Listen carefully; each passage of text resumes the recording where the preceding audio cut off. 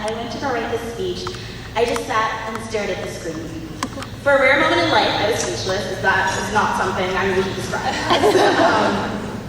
And I simply didn't know how to articulate what Mr. King has meant to me, my family, or this community. So tonight, I'm not here to be elegant or profound or insightful. I'm here just to say thank you, because there are so many times in life that we don't take a moment to thank the people who have changed ours. So, how would I describe Leonard King? He is the embodiment of Noscere Vivere Est. To learn is to live. His classes might seem like college preparatory electives on the surface, but underneath, once you walk through his doors, you realize there's so much more. They are laboratories to learn about life and to chart our own paths. Take his history and aesthetic of film class, for example. I had to go through film after film and dissect the cinematography, from the lighting to the composition to the angle of the camera. It's something I had never done before. My idea of a good film is Marvel's, like any film that has a superhero. That was not, but it's okay. And through these films, I had to discover what it was trying to say about life's many hardships, like the shadows in the cabinet of Dr. Caligari that emphasize the ideas and feelings of entrapment, or the fragmented scenes in the Justice Staircase and the Battle of Timpium that highlight the confusion, fear, and pain that are all byproducts of mass murder. I was listening and paying attention. Yet, exploration wasn't restricted to just films, as I discovered in his history of nonviolence. In this laboratory life, I moved from the big screen to the everyday words of activists who stood against all odds and wielded peaceful confrontation to bring about change. Like all great experiments, we started out with questions. Does our educational system perpetuate violence through the extensive coverage of war and lack of coverage on nonviolence? What would happen if the criminal justice system focused on restoration instead of punishment? Does nonviolence require a total lack of emotions? And these questions led to further experimentation, such as our welfare simulations, where you attempt to fulfill life's basic needs off of a welfare check, and it is not easy. All these explorations undoubtedly led to new discoveries. I unearthed a love for Orson Welles' Citizen Kane. It's one of my favorite films now. And an amazing respect for the mothers in Argentina who raised their voices against the rigid dictatorship to save their son. Yet, Mr. King didn't just want us to discover new academic material. He wanted us to learn in order to live. After all, what is learning if we don't use it? In the wake of the deaths of Trayvon Martin, Michael Brown, and Eric Gardner, hate and confusion all filled my blood. Mr. King gave me a space to voice my frustration, but also the knowledge of how to move on and forgive. When the college application process seemed to get the best of me, Mr. King was right there. Sorry. I'm going to try to stop breathing, actually. Mr. King was right there, supporting me through the process, but also teaching me how to break down problems into manageable pieces, something that I still do now. People always tell you to go out and change the world, but they never tell you how or what you should do. And that's just simply not Mr. King. No matter the situation, Mr. King is constantly teaching me how to live perfectly. Being visited for 2 years is more than a privilege. It was a blessing, and I can't even imagine what a relief it was to my family to have you in my life. So tonight, yes, I'm here to celebrate your retirement and the next chapter of your life, but I'm also here to say thank you for being part of the village that raised me, for making learning vivid and beautiful, and for standing in my corner through thick and thin. Thank you to Mr. King, and congratulations to the retirees.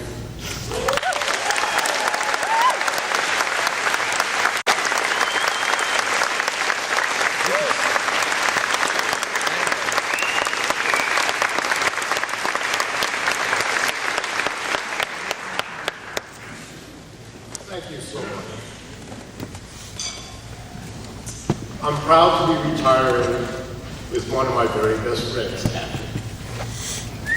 I'm going to talk about my career. I love Maret.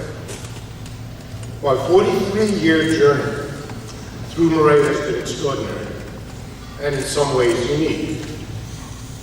Rarely does one person work at the same place for so long.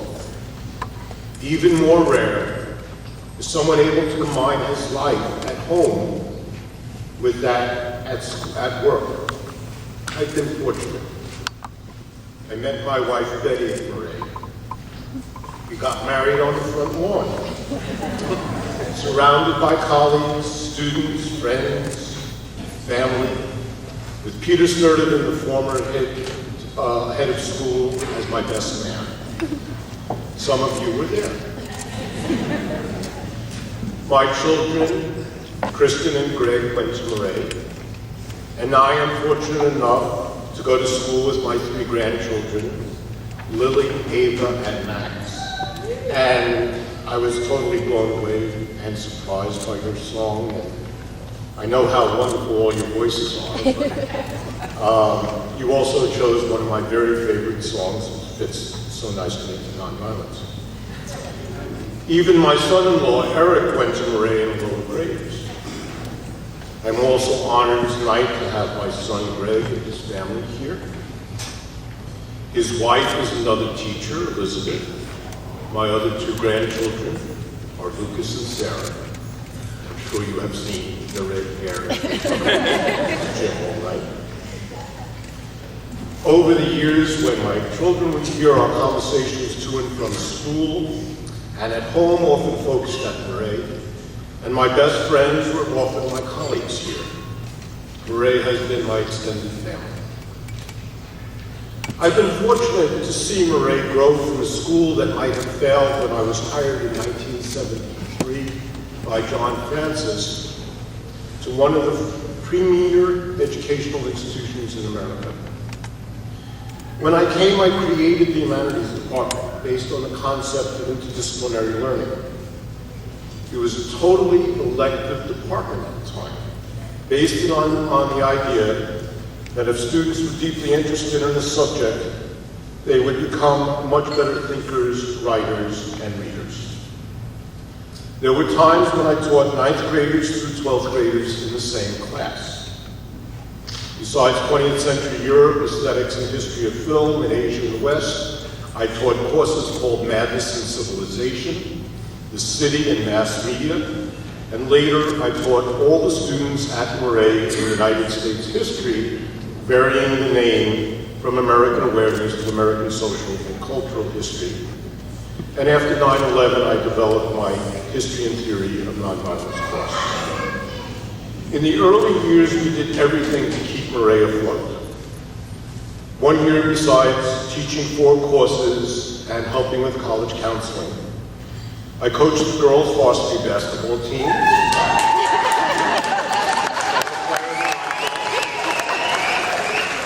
But while I was doing that, I was also the assistant coach of the boys' varsity basketball team. And I was the faculty advisor to the newspaper and literary arts magazine, all at the same time.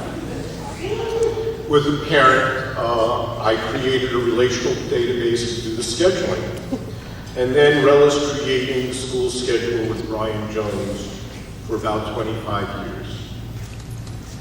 I enjoyed working on the curriculum committee with Kathy, the department chairs, and others, helping to implement the philosophy of the school. When the school was struggling, we used to have a very wide range of students. Pretty much anyone who walked in got a tour, an interview, and acceptance at the same time.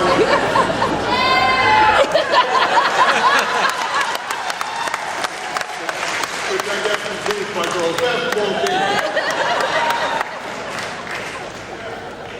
From that experience, though, came the Maret philosophy of focusing on individual needs of students, so that we took each student from where she or he was to where she or he could go. And it wasn't comparative. As the school grew, we became crowded, which made Kathleen very happy because we got paid then. So what we used to do was argue that being in such close proximity was very good for the students because it taught them the values of community, tolerance, and learning, and sharing, which are Maret values now. After chairing the Humanities Department, I became division director of the upper school, and then when the senior class became so big that Maret needed director of college counseling, I served in that capacity for 35 years while continuing to teach 3 and then 2 classes. It was hard putting Maret on the map of colleges, especially when, at that time, we maintained a C as the average grade. We did not designate AP courses, and we had courses with very weird names, like the ones I taught. So I had to do a great deal to sell our philosophy of education and our non-standard but creative and academically demanding curriculum.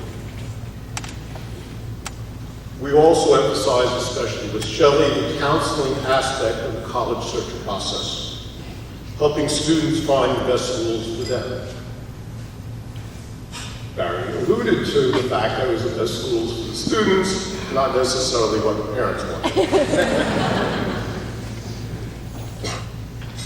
I am very proud now that colleges recognize the superb students that Maret produces. When I felt the stress of college counseling became too much when I turned 65, Marjorie was gracious enough to allow me to continue to teach. First 3 classes, and then 2, as I drifted towards retirement. Now I've reached that day. I want to talk to you about what teaching means to me. Teaching for me has been a calling. I choose this word deliberately. For me, teaching feels like my life's work had been chosen for me. Besides being with my family, I have been happiest and most fulfilled when I have taught at Maret.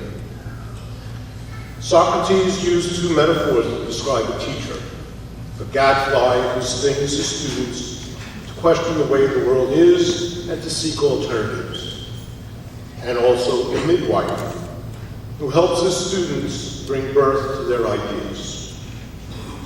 I always wanted my students to explore broad philosophical questions and how they should live their lives, and I appreciate the way Beleicia described that.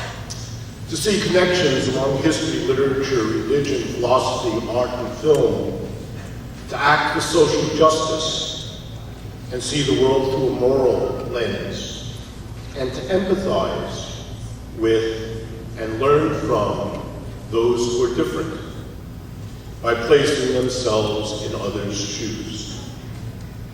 For example, in my nonviolence class during conflict resolution exercise, I have my students explain an argument they had, but from the perspective of the person they're arguing with. One day, my 20th century Europe class wanted to have a class outside. I wanted to stay indoors. After some discussion, they walked out. They conducted their own class on the lawn without me. I was very proud. I wanted to build confidence in my students, getting them to discover the depth of thought, creativity, humor, compassion, and the joy of learning that is in them. I wanted them to learn the ways of peace and to act on them. Mostly, I wanted them to realize that they could choose to live the best lives they could, filled with a sense of wonder, connection, and commitment to make the world better. I want to thank my colleagues for making Maret an extended family for me. I love your intellectual excitement, creativity, experimentation, and willingness to dig deeply and to change the institution to constantly make it better. My students, my colleagues, my friends, my family, you have made my life wonderful.